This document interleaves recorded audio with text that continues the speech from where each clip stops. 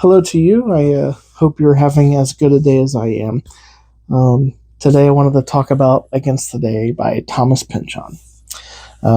This was put out by the Penguin Press in 2006, and it's set towards the Chicago World Fair in 1893, and it kind of takes you through to the end of World War One. If you know anything about Thomas Pynchon, the characters that he makes are very real, and they have very unconventional names.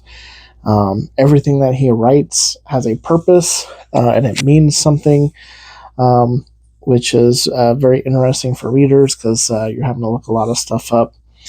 One of the things that I enjoyed while reading this book is looking up the names and their meanings. Um, you end up learning about things that you never knew before, and it's just very interesting.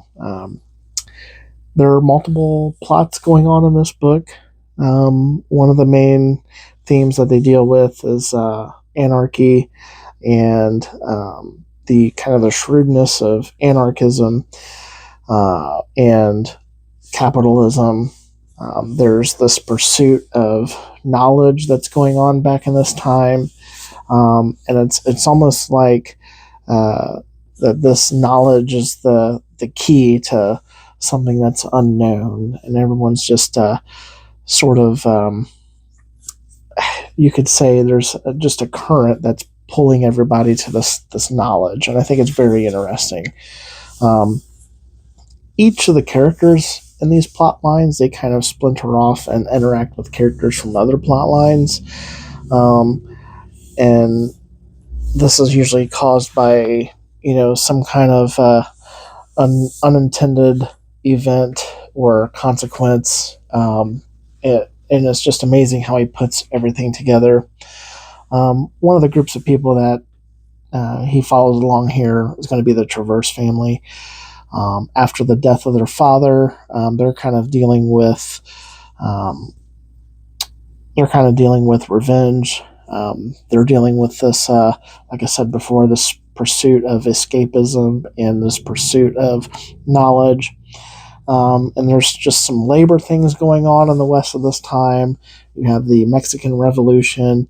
You have this Tunguska event that happens during this time. Everybody's trying to understand what caused it, or maybe the author is trying to get you to understand what happened. Who knows? Another group of people that this follows are going to be the Chums of Chance, who pilot this big airship called the Inconvenience, and they are the antithesis of reality. They go on these otherworldly missions, and their experiences with other people who are into the airship business, and really how this manipulation of light kind of causes a fracture in reality, and it really really influences their experience, and it's just there's a whole lot to unpack in this book. I know I'm leaving a bunch of things out, but I really wanted to talk about how fun this book was to read. It does require effort. It did take a while to read, but I used a source called the Thomas Pynchon Wiki, and in this source there's basically most of his books, and each of the page numbers have annotations about the subjects that he's talking about. So when you read his novels, you end up learning more than you intended. I can't imagine any better reason to read his books. So they're fun. There's talking dogs. There's a lot of singing in there. They're kind of silly and meaningless. But if you like books about travel, something that's right on the edge of sci-fi, this book definitely does not belong to any kind of genre. or you could look at it like there are many genres in this book, so there's something in it for everyone. There really is. So don't let the length of this book, which is about 1,080 something pages, don't let it discourage you from experiencing this book. It's unforgettable. I know every time that I look at this book on my shelf, I'm going to remember something from it. It's just worth the effort, as are many things in this world. The way I kind of look at it too, it's kind of like you go on vacation, and you can book a flight and get there almost instantaneously, or you can drive and go on a road trip.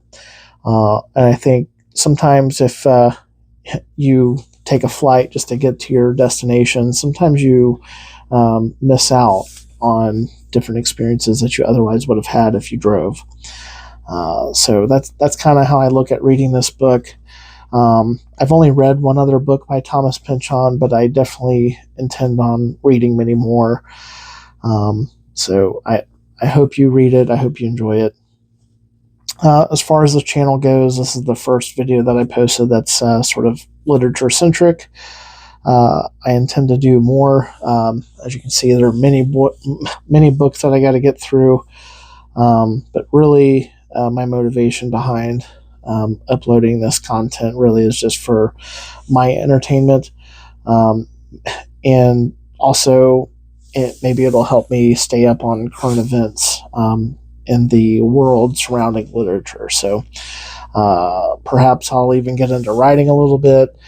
I know inevitably when I post content like this, I'm sure that I'm going to learn about other books that I wouldn't have known about before.